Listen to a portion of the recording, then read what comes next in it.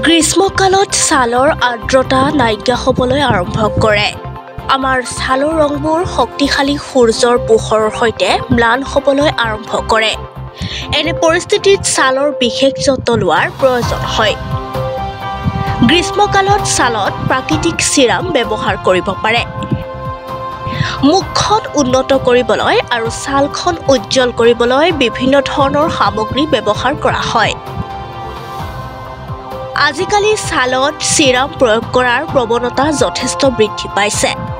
ছালখন দীঘলীয়া সময়ৰ বাবে সুন্দৰ কৰি ৰাখিবলৈ ফেচ চিৰাম ব্যৱহাৰ কৰা হয়। চিকিৎসকসকলে ৩৫ বছৰৰ পিছত ছালত চিৰাম প্ৰয়োগ কৰাৰ পৰামৰ্শ দিয়ে। অৱশ্যে চিৰাম হৈছে এক অতি ব্যয়বহুল সামগ্ৰী। যদি আপুনি বজাৰৰ পৰা ক্ৰয় কৰি চিৰাম ব্যৱহাৰ কৰিব নিবিচাৰে, তেন্তে আপুনি সহজে ঘৰত ফেচ চিৰাম বনাব পাৰে। ছালৰ চিৰাম হিচাপে ব্যৱহাৰ কৰিব পৰা বহুতো বস্তু আছে। ই ছালখন হাইড্ৰেটেড কৰি ৰাখে আৰু ইয়াক উজ্জ্বল কৰি তোলে। আপুনি ঘৰতে চিৰাম বনাবলৈ লাগিব এল'ভেৰা জেল, গোলাপ জল আৰু ভিটামিন ই কেপচুল মিহলি কৰি ফেচ চিৰাম বনাব পাৰে।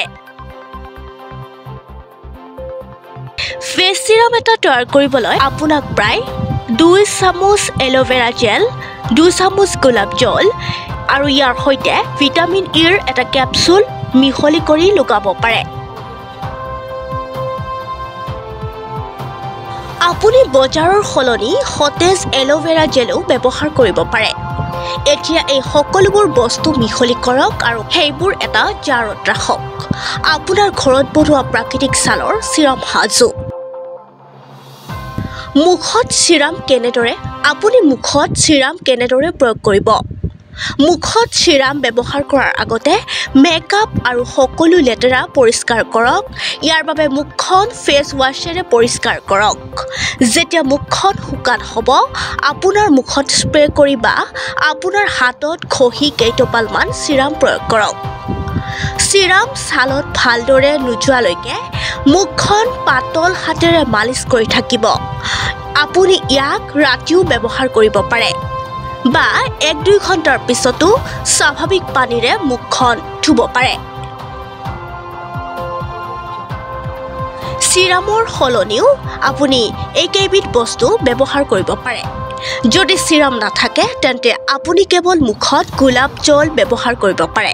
ই ছালৰ আৰ্দ্ৰতা বজাই ৰাখে।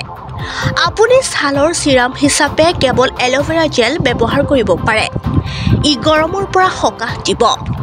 আপুনি কপাহৰ সহায়ত মুখত তিয়হৰ ৰসো প্ৰয়োগ কৰিব পাৰে। ই ছালক তাপৰ পৰা সুৰক্ষিত কৰে। চিৰাম প্ৰয়োগ কৰিলে ছালৰ ক্ষতি হ্ৰাস হয় আৰু ই ছালক পুষ্টি প্ৰদান কৰে। দৈনিকভাৱে চিৰাম প্ৰয়োগ কৰিলে ছাল কোমল আৰু প্ৰাকৃতিকভাৱে ই সুন্দৰ হৈ থাকে আৰু জিলিকি থাকে।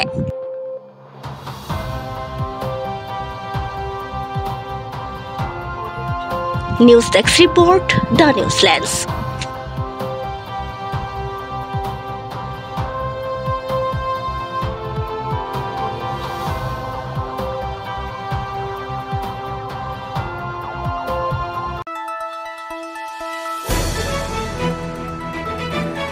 দ্য নিউজলেন্স, অবিৰত তথ্যানুসন্ধান, আপোনাৰ সেৱাত খবৰ সন্ধান। দ্য নিউজলেন্স।